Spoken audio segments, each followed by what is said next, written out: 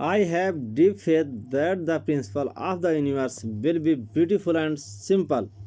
मुझे गहरा विश्वास है कि ब्रह्मांड का सिद्धांत सुंदर और सरल होगा। According to Albert Einstein. Hello guys, welcome to Divine institute.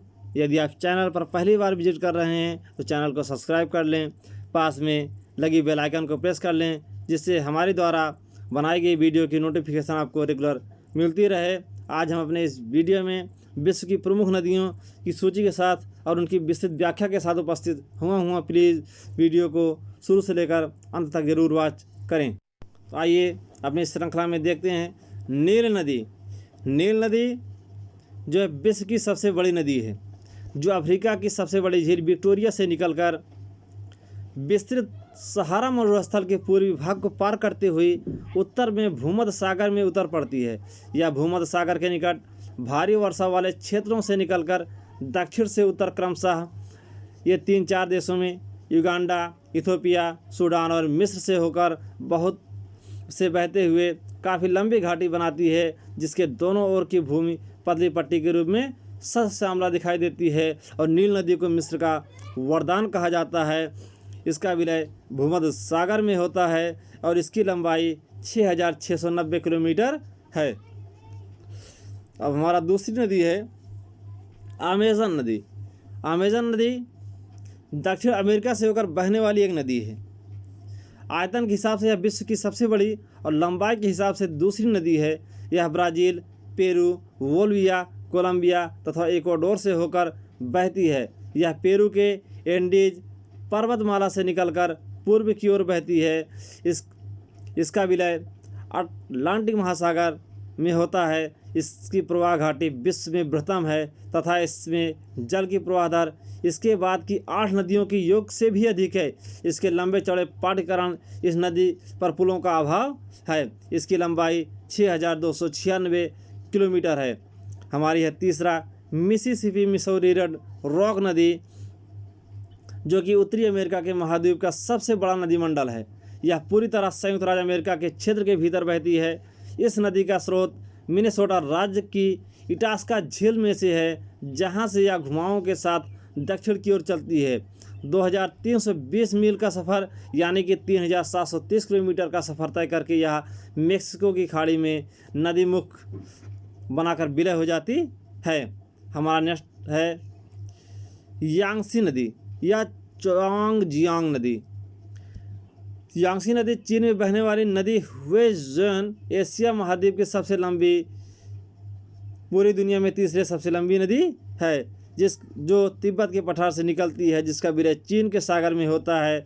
इसकी लंबाई 5,797 किलोमीटर है। पांचवा है ओब नदी या ओबी नदी। ओब नदी या ओबी नदी जो उत्तरी एशिया के पश्चिमी साइबेरिया क्षेत्र की एक नदी है और दुनिया की 7वीं सबसे लंबी नदी है। इनसे नदी और लेना नदी के साथ यह आर्कटिक सागर में बहने वाली तीसरी महान साइबेरियाई नदी मानी जाती है। ओब की खाड़ी दुनिया में सबसे लंबी एस्चुरी मानी जाती है। एस्चुरी उस क्षेत्र को कहते हैं जहां पर नदियां डेल्टा बनाने के बजाय समुद्री ज्वार भाटे के कारण सीधे समुद्र में विलय हो जाती हैं। इस नदी की लंबाई 5,567 किलोमीटर है। नेक्स्ट हमारा हुआंग हो नदी। हुआंग हो नदी जिसे पीली नदी भी कहते हैं, जो चीन से बहने वाली एक नदी है। लंबाई के हिसाब से यह विश्व में 7वां स्थान रखती है। इसका विलय चिलहली की खाड़ी में होता है, जिसकी लंबाई 4,667 किलोमीटर है। हमारा 7वीं सबसे बड़ी नदी जो है एनीसे नदी, जो कि उत्तरी एशिया के साइबेरिया क्षेत्र की एक महान नदी है, जो आर्कटिक महासागर में विलय होने वाला दुनिया का सबसे बड़ा नदी मंडल है। यह नदी मंगोलिया के सायन पर्वतों से शुरू होकर रूस में दाखिल होती है, फिर उत्तर की तरफ हजारों किलोमीटर बहकर आर्कटिक महासागर के कारा सागर में बह जाती है।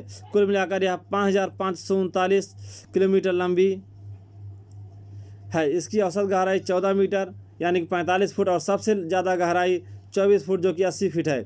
कुल मिलाकर एनसी नदी के जल संभर का क्षेत्रफल 25,80,000 वर्ग किलोमीटर है। यह अपने कुल बहाव कुल पानी के बहाव के हिसाब से यह नदी विश्व की छठी सबसे बड़ी नदी है। वर्तमान में इसकी कुल लंबाई 4506 किलोमीटर है।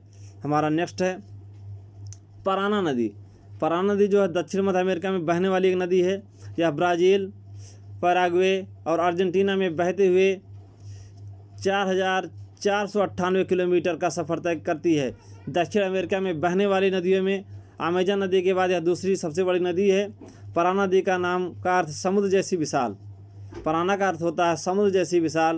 पहले यह पैराग्वे नदी में मिलती है और फिर यह नीचे गिरते हुए उरुग्वे नदी में मिल जाती है और रियो दे ला प्लाता नदी के मुहाने का निर्माण करते हुए अटलांटिक समुद्र में मिल जाती है। हमारी 9वीं नदी जो है इर्तिश नदी।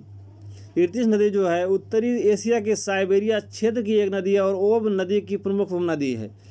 इसके नाम का अर्थ सफ़ेद नदी होता है। इर्तिश का मतलब सफ़ेद होता है। ओब इर्तिश का मिला जुला क्षेत्र एशिया का एक विशाल जल संभर है जिसमें पश्चिमी साइबेरिया और अल्ताई पर्वत आते हैं। इसकी कुल लंबाई 4438 किलोमीटर है। हमारा नेक्स्ट है जेरे यानी कांगो नदी। इसका उपनाम कांगो नदी है। अफ्रीका की एक प्रमुख नदी है जो 4371 किलोमीटर की दूरी तय करने वाली यह नदी पश्चिम मध्य अफ्रीका की सबसे विशाल और नील नदी के बाद अफ्रीका की सबसे लंबी नदी है।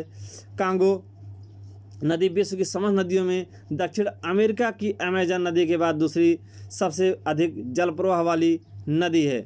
हमारा नेक्स्ट है हेलोंग यानी कि आमूर नदी। हेलोंग यानी आमूर नदी दुनिया की 10वीं सबसे लंबी नदी है। यह नदी रूस के सुदूर पूर्वी क्षेत्रों और पूर्वोत्तरी चीन के दरमियान अंतर्राष्ट्रीय सीमा भी है। रूस और चीन के बीच जमाने के लिए जो झड़पें 17वीं शताब्दी में आरंभ हुई और 20वीं शताब्दी तक चली, उन्हें आमूर नदी की अहम भूमिका रही है। इस नदी का विलय तटस्थ स्टेट में होता है जिसकी लंबाई टोटल 4352 किलोमीटर है। नेक्स्ट हमारा है लेना नदी। लेना नदी जो उत्तरी एशिया के पूर्वी साइबेरिया क्षेत्र की एक नदी है और दुनिया की 11वीं सबसे लंबी नदी है। यानी सेन नदी और ओब नदी के साथ यह आर्कटिक सागर में बहने वाले तीसरी महान साइबेरियाई नदी मानी जाती है।